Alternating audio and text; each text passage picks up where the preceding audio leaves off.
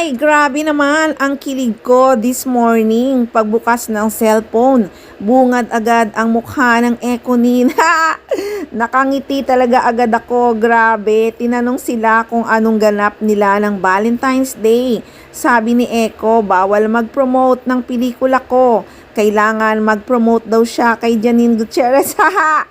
Kasweet naman yan. My heart beats so fast. Talaga sa sobrang kilig. Okay. Valentine's next week. Anong plans niyo? Oo nga. I'll try to not promote it. Bawal mag-promote. Kailangan mag-promote ako. Yeah. Thank you. Sa mga kamay talaga nila ako nakatingin palagi. Grabe, mga kamay halos ayaw bumitaw. Yung mga kamay kasi ng Ekonin, minsan parang may mga isip kahit nakatalikod sila or magkalayo sila, hinahanap yung mga kamay nila. Mapapasana all ka na lang talaga. Sino ba naman ang mag-aakala na magtatagpo talaga ang Ekonin? May napanood akong video noon na naging fangirl ang dating ni Janine Gutierrez kay Eko. Nanunood lang ang aktres habang nagpe-perform si Eko. Yung tinginan pala nila noon ay may ibig sabihin. Kakilig, di ba? Nagsimula sila sa tinginan tapos ngayon magiging sila pala. Hindi rin nila inaakala na magkakainlaban sila. Nakakakilig talaga sobra.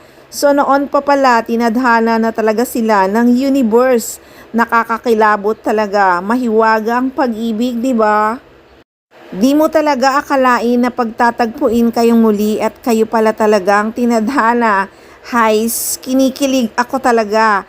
Tama talagang sinabi noon ni Janine Gutierrez na laging nasa timing ang universe sa mga desisyon niya at sa mga hinihiling niya. Mabait kasing tao si Janine Gutierrez kaya lahat ng magagandang bagay binibigay sa kanya ng universe. Deserve niya talaga ang lahat ng blessings niya ngayon.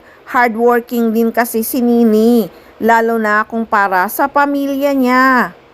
So guys, ayan na nga, ang February 14 talagang inilalaan ni Jericho Rosales kay Janine Gutierrez. Bawal daw siyang mag-promote dahil kay Janine Gutierrez daw siya magpo-promote. Kaya talagang may aabangan tayong kakilig-kilig moments ng Ekonin ngayong darating na araw ng mga puso. Ngayon pa lang, sobrang kilig na talaga ang kanilang mga fans. Overload talaga magpakilig sina Jericho Rosales at Janine Gutierrez.